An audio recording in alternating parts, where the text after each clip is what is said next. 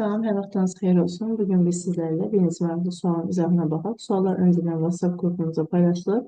Belə bir düzləqlə verilmişdir və bu düzləqlə B təpə nöqtəsi ətrafında OX istiqamətində bu şəkildə dönür və dönmə nəticəsində belə bir fiqur yaranır. Həmin fiqur üçün verdiyi məlumatlarda sinus alfanın qiyməti verilibdir. Bizdən isə sinus betanın qiyməti istənilir.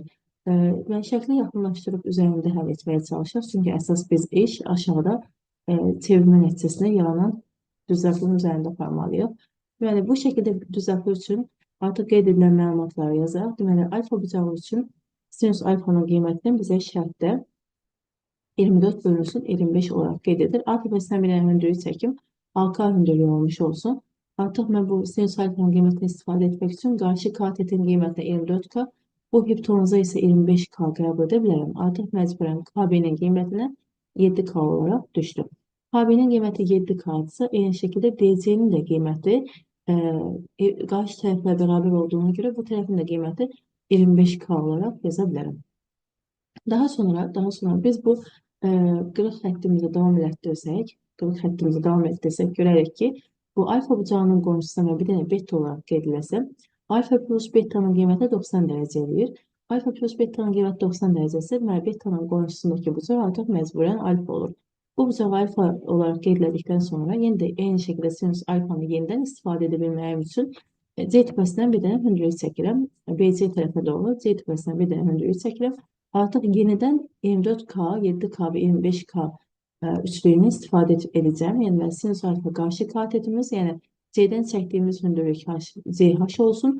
CH hündürlüyünün qiymətinə 24K yazıram. Çünki burada qarşı katet alfanın qarşısı 24K-dırsa, mən də bu tərəfə 24K yaza bilərəm. Eyni şəkildə bu hipotenuz BC'nin qiyməti də 25K-dır. Biraz şəkildə məntiqsizlik var. Çünki bu tərəfin də qiyməti belə götürəndə 25K alınır. Böyük tərəfdə 25K alınmış olur. Yəni 25K-da eyni şəkildə bu tərəfin də qiymətinə 7K olaraq düşür. Artıq bunu 7K yazıramsa digər tərəfə də 18K olaraq yaza bilərəm. Çünki tamamı 25K idi. Biz bunu isbatda elədik. İndi bu sinus betanın qiymətini istifadə etmək üçün artıq biz bilirik ki, betanın qonşusu 90 dərəcə tanımlamaq üçün bunu alfa olaraq da deyə bilərsiniz. Ya da 90 çıx alfa kimdə yazıb tapa bilərsiniz yəni. Əslində biz alfa bucağını istifadə etməklə mən burada beta yazmışam. Burada biraz yanlış olur. Betanın yerine başqa bir bucaq yazım. Çünki betanı burada istifadə edilibsə biz artıq onu istifadə etməyək. Betanın yerine gamma bucağı yazım bu tərəfdə. Gamma bucağı yazdıktan sonra alfa ile gammanın toplamı 90 dərəcə olduğuna görə eyni şəkildə bu tərəfdən baxanda da alfa ile gammanın toplamı 90 dərəcə verir və artıq buna görə biz 24-dən 25 olan nisbətini yaza bildik. Deməli, beta bucağının qonşusu isə bu nöqtə qoyduğum bucaq 90 çıxılsın betadır. 90 çıxılsın beta normalda məndən istədiyi odur ki, sinus betanı tapım. Sinus betayı kesit etmək üçün artıq 90 çıx beta üçün mən kosinus alfanın, kosinusun 90 çıx betadakı qiymətini tapa bilərəm. Kosinus 90 çıx beta biz bilirik ki, sinus betanı verir. Kosinus 90 çıxılsın beta qarşı katetin, daha doğrusu üzr istəyim, bitişik katetin hipotenuza olan nisbətini vermiş olur bizə. Deməli, biz 18K var, əlimizdə 24K var, 18K var, hipotenuzu tapmaq lazımdır. C1 hipotenuzunun qiyməti də, bunun hər tərəfini 6-ya bölsəm, 6-ya böldüm 3 və 4. 3, 4 olduğuna görə digər tərəfimizdə 5 olur, 5-in 6 qatı 30.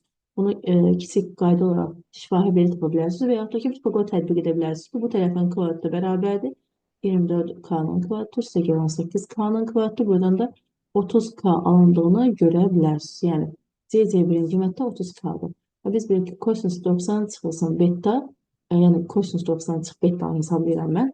Bu da qarşı katetin ya da heç belə özünüzə əzizdə salmayın. 90 çıx beta'nı deyil, siz birbaşa beta'nı hesablayın. Sinus beta'nı hesablaya bilərsiniz. Çünki bu nöqtə qoyduğum bucaq 90 çıx beta'dırsa, digər bucağı beta olaraq qəbul edib, birbaşa qarşı katetin hipotenuza nisbətini yaza bilərəm. Yəni, qarşı katetimiz sinus betamız bərabərdir. Qarşı katet 18K'dır.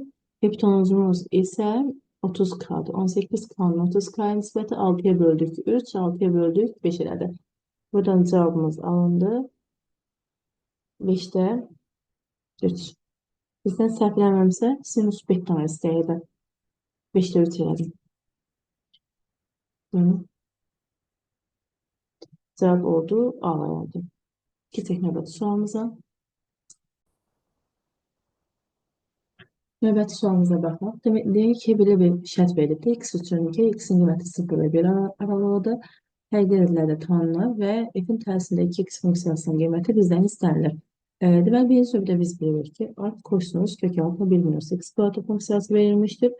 Və bu funksiyanın qiyməti qarşıdakı 2-yə əsasən buna da biz artıq deyə bilərik ki, fx bölünsün 2 bərabərdir. Arc kosinus kökün altında 1 minus x kvadratı şəklində yaza bilərik. Və daha sonra buradan bunun hər tərəfini kosinuslasaq, kosinus fx bölünsün 2, o da bərabərdir. Bunun hər tərəfini kosinuslayanda biz bilirik ki, kosinus arc kosinus alfanın qiyməti elə alfanın özünə bərabərdir. Bunun hər tərəfini kosinuslayanda birbaşa qarşı tərəfdə 1 minus x kvadratı qaldığını deyə bilərik. 1 minus x kvadratı qaldığına görə bunun hər tərəfini kvadratı yüksəldək. Kosinus kvadratı fx o da bərabərdir. Kosinus kvadratı fx bərabərdir. 1 minus x'in kvadratı edir. 1 minus x kvadratı elədikdən sonra biz bilirik ki, kosinus kvadratı fx'in qiyməti 1 minus x kvadratı olur və bu da artıq 0-dan böyük bərabərdir. Daha sonra 1 minus x kvadratı olduktan sonra x kvadratı mən digər tərəfə keçirdib bərabərdir 1 minus kosinus kvadratı fx yaza bilərəm. Bunun da cavabı məlum məsələdir ki, sinus kvadratı fx olduğunu deyə bilərik. Və sinus kvadratı fx olduğunu bildikdən sonra bir dəqiqə fx bölünsün 2-ni unutmuşuq biz. Fx bölünsün 2.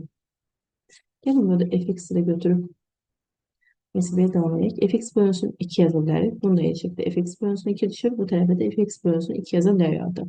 Ve x kvadratının qiyməti əslində sinus kvadratı fx bölünsün 2 eləmiş olur. Bunun hər tərəfindən, baxın, bunun hər tərəfindən kök alsaq, x bərabərdir modulda sinus fx bölünsün 2 alınır. Ve artık bunun qiyməti sıfırdan böyükdür. Çünkü biz bilirik ki, fx funksiyası arc kosinusun bu qiymətləri kök altı olduğuna görə alacağımız qiymətlər müsbət qiymətlər olacaq. Deməli, müsbət qiymətlər olacağına görə moduldan müsbət olaraq çıxarda bilərəm. Sinus fx bölünsün 2 alınır. Sinus fx bölünsün 2 alındıqdan sonra bundan sonra mənfiyə gəlir ki, hər tərəfinin tərsini tapsaz artıq biz deyə bilərik ki, x bərabərdir belə bir funksiya verilibdir.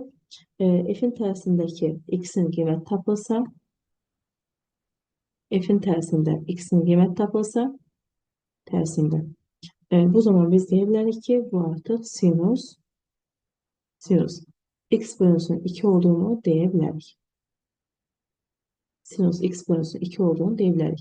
Yəni, belə deyək də, bizim əlimizdəki funksiyada sanki x'imiz bərabərdir budur, y də bərabərdir budur, düzdürmü? Tərs funksiyasını tapanda biz nə edirdik? Y ilə x'in yerini dəyişdirdik. Y ilə x'in yerini dəyişdirən zaman artıq deyirik ki, y bərabərdir, bu funksiya x bölünsün 2'ye çevrilir. Baxın, biz bunu y-in yerinə f'in tərsində x yazmışam sadəcə, yəni. F'in tərsində x bərabərdir, sinus x bölünsün 2 alır.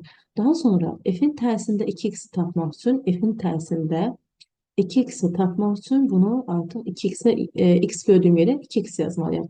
Yəni sinus 2x bölünsün 2 olur. Bu da bizə sinus x qiymətini vermiş oldu. Sonda